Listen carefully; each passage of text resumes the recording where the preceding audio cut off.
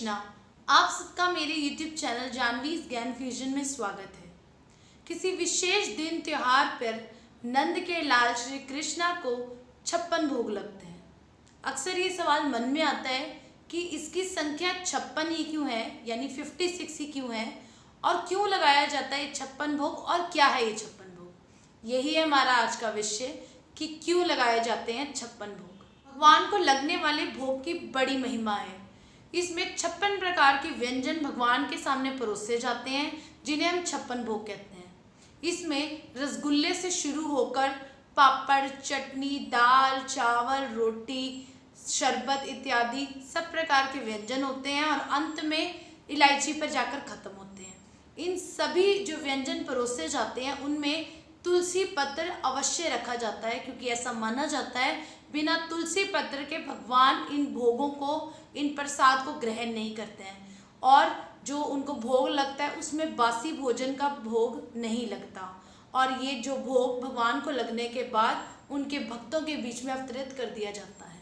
अब हम बात करेंगे इस 56 भोग से जुड़ी कहानियों के बारे में। ऐसी मान्यता है कि यशोदा मैया बाल कृष्ण को अष्टपहर भोजन कराती थी, यानी एक दिन में 8 बार भोजन करवाती थी।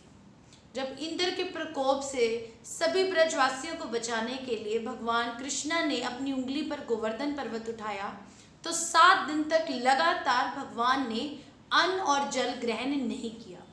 8वें दिन जब वर्षा बंद हुई तो भगवान कृष्णा ने सभी ब्रजवासियों को उस गोवर्धन पर्वत से बाहर निकल जाने के लिए कहा।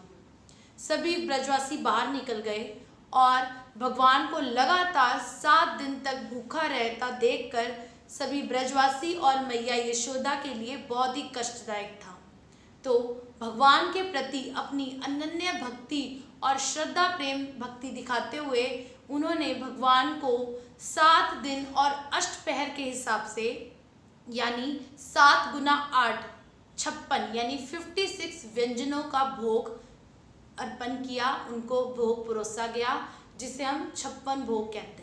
दूसरी कथा के अनुसार, जिसका वर्णन श्रीमद् भागवत महापुराण में मिलता है, उस कथा के अनुसार सभी गोपिकाएं जो कि कृष्ण प्रेम में डूबी हुई थी, उन्होंने 1 माह तक लगातार ब्रह्म मुहूर्त के समय यमुना जी में स्नान किया और माँ कात्यायनी जी की आराधना की।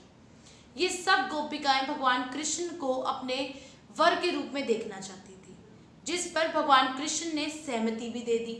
इस पर सभी गोपिकाओं ने अपने व्रत समाप्ति और मनोकामना पूर्ण के होने के उपलक्ष्य में भगवान को 56 भोग अर्पण किए, उनको भोग लगाया, और तभी से इस 56 भोग की परंपरा चल पड़ी।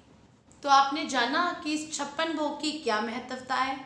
यदि आपको मेरा ये वीडियो अच्छा लगे तो प्लीज़ लाइक और कमेंट ज़रूर कीजिए, और अगर आज तक आपने मेरे चैनल को सब्सक्राइब नहीं किया तो नीचे बेल आइकन दबा के सब्सक्राइब कर दीजिए, ताकि मेरी आने वाली हर वीडियो की जानकारी आप तक सबसे पहले पहुंच सके। हरे कृष्णा, राधे राधे।